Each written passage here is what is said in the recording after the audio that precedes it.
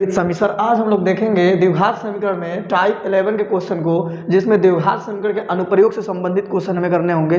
Basically इस type में हमें क्या करना है कि कुछ सिचुएशन हमें दी जाएगी, कुछ बातें बोली जाएगी हिंदी में, वर्ड्स में, उसको हमें सबसे पहले द्विघात समीकरण में बदलना होगा और द्विघात समीकरण में बदलने के बाद उसको हमें सॉल्व करके उसका मान निकालना होगा। तो कुल मिला जुला के हम कहेंगे द्विघात समीकरण के अनुप्रयोग है ये। तो टाइप 11 में हम देखते हैं कितने तरीके के क्वेश्चन करेंगे। तो सबसे पहला होगा नंबर प्रॉब्लम, संख्या पर आधारित, है ना, संख्या पर आधारित समस्या, इसको हम बोलते हैं नंबर प्रॉब्लम।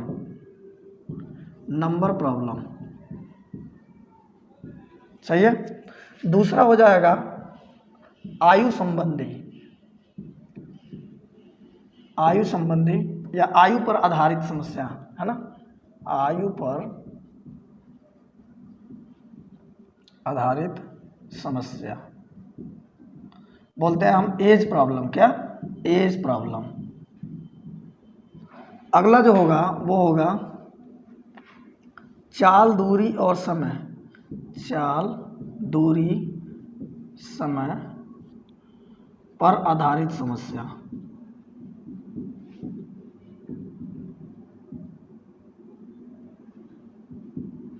अंग्रेजी में बोलते हैं speed time distance problem, speed time distance problem. ठीक है। जो अगला प्रॉब्लम होगा वो अगला प्रॉब्लम हो जाएगा क्षेत्रफल से रिलेटेड। कौन सा?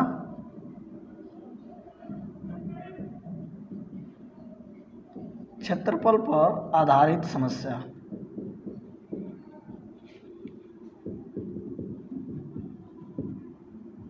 हम बोलेंगे एरिया प्रॉब्लम। लास्ट वाला जो हो जाएगा वो हो जाएगा मिश्रित समस्या।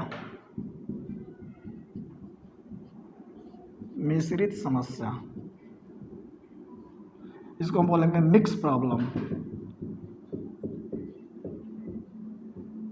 तो कुल मिला जुला के द्विघात समीकरण के अनुप्रयोग एप्लीकेशन ऑफ क्वाड्रेटिक इक्वेशन में हम 5 तरीके के क्वेश्चन करने वाले हैं। तो 1 बाय 1 करके हम शुरू करते हैं। सबसे पहले हम लोग पढ़ेंगे संख्या पर आधारित समस्या, नंबर प्रॉब्लम की ओर आगे और बढ़ते हैं। इसको नोट कर लेना, सीक्वेंस में चलेंगे हम इसको। ओके, चलते हैं हम पहला पढ़ने। हाँ, देखते हैं हम एक क्वेश्चन लिया हमने, किसी संख्या और उसके व्युत्क्रम का योग 2 है तो संख्या ज्ञात करो। सिंपल सी बात है, कोई एक संख्या है जिसका उस संख्या में उसके व्युत्क्रम का मतलब होता है उल्टा का योग, मतलब उनको जोड़ने पर 2 आ रहा है तो संख्या ज्ञात करो। तो जब भी हमें कोई संख्या की बात करी जाए तो हमें संख्या के बारे में कोई भी जानकारी नहीं है, तो माना संख्या x है, तो लिखेंगे माना संख्या बराबर क्या? x। तो प्रश्न क्या कह रहा है? प्रश्न कह रहा है कि संख्या और उसके व्युत्क्रम के बारे में एक दिन हम बताए थे, देखना। जैसे हम बोल दिए 7/3, तो इसका व्युत्क्रम हो जाएगा नीचे का ऊपर, ऊपर का नीचे, तो 3/7। उल्टा भी बोलते हैं व्युत्क्रम को। अगर मान लो कहीं x लिख दिए, x का उल्टा क्या होगा? x का व्युत्क्रम क्या होगा? तो देखो, व्युत्क्रम जब भी करना हो तो अंश और हर में उसको बदल लेंगे। नीचे नहीं है तो 1 ले लेंगे। इसका व्युत्क्रम हो जाएगा नीचे का ऊपर, ऊपर का नीचे, हो जाएगा 1/x। क्लियर है बात? तो यहाँ पे हो जाएगा, बोल रहा है संख्या और उसके व्युत्क्रम का योग, मतलब संख्या और उसका व्युत्क्रम, इसका व्युत्क्रम का योग कितना है? 2 है। तो संख्या को हमने x माना है ना, इसका व्युत्क्रम 1/x होगा, बराबर कितना? 2। बस। अब हम इसका आगे क्या करेंगे? एलसीएम ले लेंगे, नीचे 1 मार के x, तो x बार में कटेगा तो हो जाएगा x² प्लस xs, तो 1 = 2। क्रॉस मल्टीप्लाई करेंगे तो हो जाएगा x² प्लस 1 = कितना? 2x। सही है। ये प्लस में है तो इधर आएगा तो माइनस में, तो हो जाएगा x² माइनस 2x प्लस 1 = 0। सही है। अब ध्यान देना, इसमें देखना, गुणा करने पर यहाँ पे अगर सिंपल देखो तो a - b का होल स्क्वायर पर हो जा रहा है ये, तो x - 1 का होल स्क्वायर = 0। तो हम क्या करेंगे? स्क्वायर को हटाएंगे तो इधर रूट हो जाएगा, तो वर्गमूल जब 0 का होगा तो 0 ही हो जाएगा, तो हो जाएगा x - 1 बराबर 0। तो लिखेंगे x बराबर कितना हो जाएगा? 1। यही तो संख्या है हमारा, x ही तो माने थे, तो लिखेंगे अतः संख्या बराबर x। अतः लिखेंगे, हाँ, अतः संख्या जिसको हम x माने हैं बराबर 1। यही हमारा उत्तर है। तो देख लो, एक है, बोल रहा है संख्या मतलब ये एक, अब बोल रहा है इसका उल्टा का योग 2 है, तो इसको उलट के देखो ना, उलाटोगे तभी एक ही होगा, तो 2 हो गया, इसका मतलब बिल्कुल सही है, वेरीफाई भी हो गया। ठीक है, अगला क्वेश्चन देखते हैं हम इसमें। दो संख्याओं का योग 28 है, यदि एक संख्या दूसरी संख्या की 4/3 गुनी है। देखो गुना गुनी का मतलब गुणा होता है, 4 गुना का मतलब 4 से गुणा, 5 गुना का मतलब 5 से गुणा, 6 गुना मतलब 6 से गुणा। ठीक है, गुना गुनी का मतलब गुणा होता है, तो संख्याएं ज्ञात करें। तो एक बात है, देखो दो संख्या है और उनका योग कितना है 28, योग का मतलब होता है जोड़, तो हमें पता नहीं है, तो हमें काम करते हैं, मान लेते हैं एक संख्या ये होगी, दूसरी संख्या ये होगी, तो इनका योग कितना है 28 है। हमें पता थोड़ी ना है कि पहला कितना है दूसरा कितना, तो काम करते हैं, माना पहली संख्या x है, क्या x है, तो लिखेंगे माना पहली संख्या बराबर x। तो यहाँ अगर x रख दें हम तो कितना हो जाए x प्लस दूसरी संख्या बराबर कितना 28। तो ये प्लस में है x, तो उधर जाएगा तो क्या हो जाएगा माइनस में, तो दूसरी संख्या कितनी हो जाएगी 28 माइनस x। समझ आया बात? पहली संख्या हमने x मान लिया था, दूसरी संख्या यहाँ से हमने निकाल लिया था, दूसरी संख्या इतना हो गया।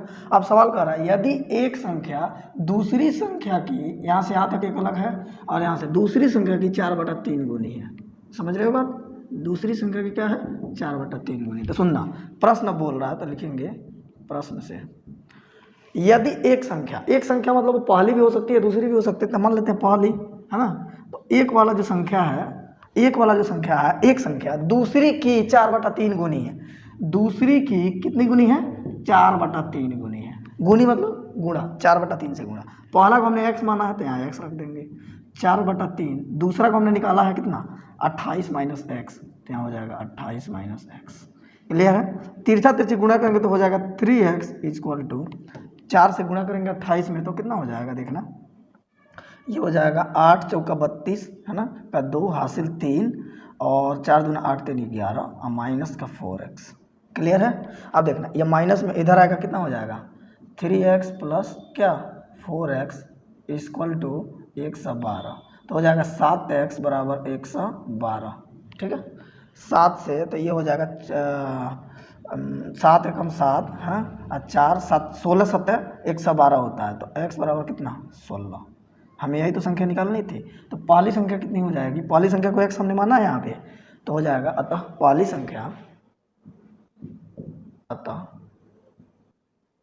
संख्या जिसको हमने x माना है, x का मान कितना हो जाएगा 16। दूसरी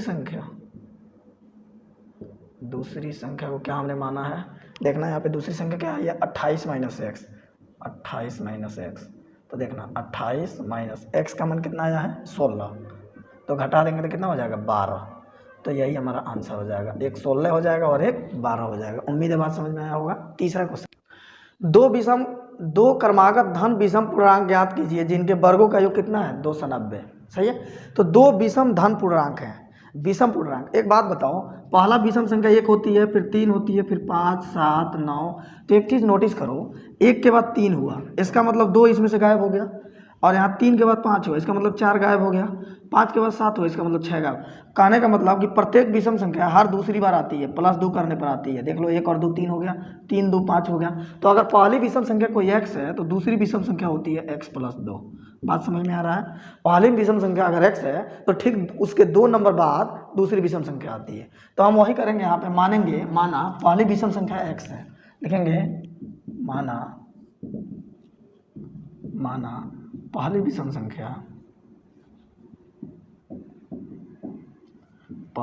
संख्या बराबर x, तो दूसरी विषम संख्या क्या होगी, दूसरी विषम संख्या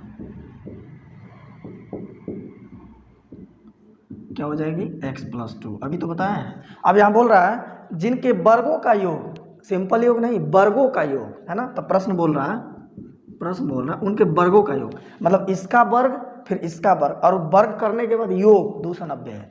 तो मतलब हम कह सकते हैं कि x का स्क्वायर प्लस x + 2 का होल स्क्वायर, इनके वर्गों का योग कितना है 290 है, 290 एक्स स्क्वायर हो जाएगा, इसको a + b का होल स्क्वायर को तोड़ लेंगे तो हो जाएगा a² + 2ab का मतलब 2 और +2 का square equal to 290। x² + x² plus ये हो जाएगा 2 दूना 4 2 दूना 4x अब प्लस ये 2 4 हो जाएगा इक्वल टू 290। देखना तो ये हो जाएगा 2x स्क्वायर प्लस 4x, और देखना 290 प्लस में है तो इधर आएगा तो माइनस में है, +4 माइनस 290 बराबर क्या 0। तो हो जाएगा 2x square plus 4x minus ये घटेगा 290 में से 4 तो हो जाएगा 286 इक्वल टू क्या 0। अब एक काम करते हैं, हम इसमें से 2 कॉमन करके फेंक देते हैं बाहर, यहाँ से हम 2 कॉमन करके फेंक देंगे तो कितना हो जाएगा, देखना 2 कॉमन कर लें तो हो जाएगा x स्क्वायर प्लस 2 से भाग देंगे तो कितना हो जाएगा 2x माइनस 2 कम 2 2 चौका 8 2 3 6 इक्वल टू कितना 0। गुणा में 2 है भेज देते हैं भाग में तो हो जाएगा x square plus 2x minus 143 बराबर 0। एक गुणा में है भाग में जाएगा तो 0/2 होगा तो 0 हो जाएगा, तो ये खत्म हो गया। अब देखना गुणा करने पर 143 और घटाने पर प्लस का 2, 11 में 13 से गुणा करोगे, 11 में 13 से गुणा करोगे तो होगा 143, और 11 और 13 के बीच का डिफरेंस होता है कितना 2। तो देखना एक हो जाएगा, हमें प्लस में लाना है तो प्लस का 13 हो जाएगा और माइनस का 11 हो जाएगा, 2 मेरे पास फैक्टर हो जाएंगे। तो हम लिखेंगे यहाँ पे x square plus 13x minus 11x minus 143 बराबर क्या 0। यहाँ से यहाँ और यहाँ से यहाँ, सही है। देखना x हम कॉमन कर लें तो बचेगा x प्लस 13, यहाँ पे माइनस कॉमन हो जाएगा 11 तो बच जाएगा x प्लस 13 इक्वल टू क्या 0। अब इधर देखना ये दोनों समान है तो हम क्या करेंगे, यहाँ पे हम इन दोनों में से ये निकाल लेंगे तो हो जाएगा x प्लस 13 इंटू इसको इसके साथ मिलाएंगे तो हो जाएगा x माइनस 11 बराबर 0। ये प्लस में है उधर जाएगा माइनस में तो हो जाएगा, मतलब इस एक बार इसको 0 के बराबर करेंगे तो लिखेंगे यदि x प्लस 13 बराबर 0 तो हो जाएगा x इक्वल टू प्लस में तो माइनस में माइनस का 13। देखो जो वैल्यू माइनस में आती है उसको हम लोग नहीं लेते हैं, क्योंकि विषम संख्या जो होती है वो नेगेटिव नहीं होती है, मतलब नेगेटिव में हम इसको वैल्यू को नहीं लेंगे कुल मिला जुला के, तो लिख देंगे यहाँ पे क्या असंभव, माइनस वाला वैल्यू नहीं लिया जाता है। तो दूसरा लेंगे तो लिखेंगे यदि x माइनस 11 इक्वल टू 0 तो ये माइनस में उधर जाएगा प्लस में, x बराबर कितना 11। हमें 2 विषम संख्या चाहिए थी तो पहली विषम संख्या ये है, दूसरी विषम संख्या ये, तो लिखेंगे अतः पहली विषम संख्या जिसको हमने x माना है, x का मान कितना होगा 11। दूसरी विषम संख्या जिसको हम x प्लस 2 कहते हैं तो x का मान कितना होगा 11 प्लस 2 बराबर कितना 13। यही सवाल का उत्तर है। उम्मीद है बात समझ में आया होगा। अगला क्वेश्चन देखते हैं। 2 क्रमागत धनात्मक पूर्णांक ज्ञात कीजिए जिनके वर्गों का योग 365 है। देखो क्रमागत का मतलब होता है एक अधिक, जैसे हमने बोल दिया 1 2 3 4 ये सब क्रमागत है। क्रमागत का मतलब क्रम से एक अधिक, सही है, उसको क्रमागत बोलते हैं। तो हम बोल रहे हैं इसमें कि 2 क्रमागत धनात्मक पूर्णांक ज्ञात कीजिए जिनके वर्गों का योग कितना है 365 है। तो माना पहली धनात्मक पूर्णांक x है तो दूसरा x प्लस 1 हो जाएगा, तो लिखेंगे माना पहली धनात्मक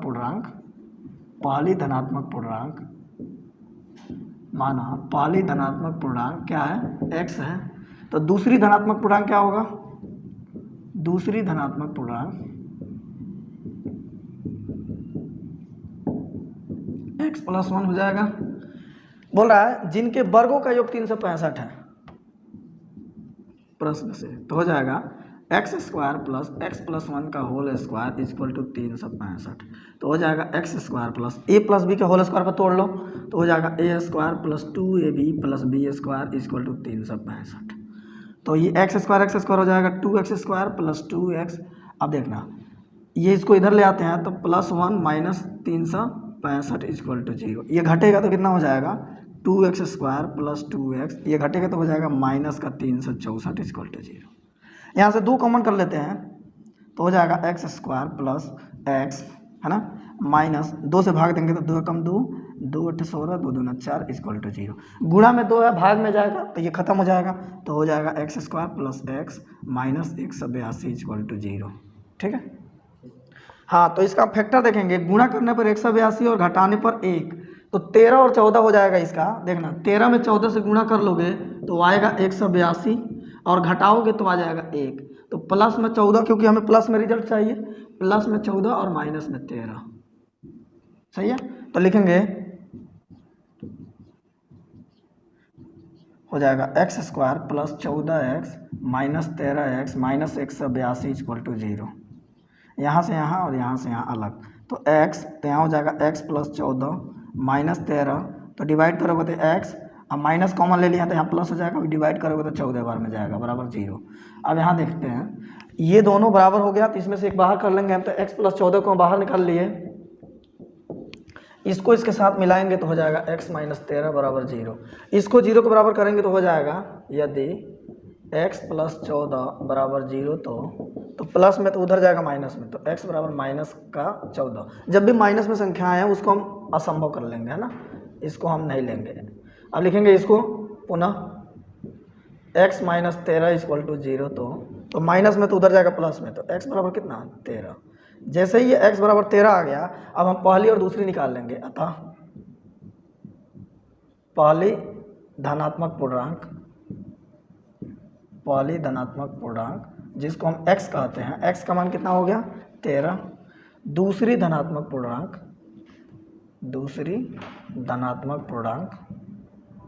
जिसको हम क्या बोले हैं x प्लस 1 इक्वल टू हो जाएगा 13 प्लस 1 बराबर 14। यही सवाल का उत्तर है, ठीक है।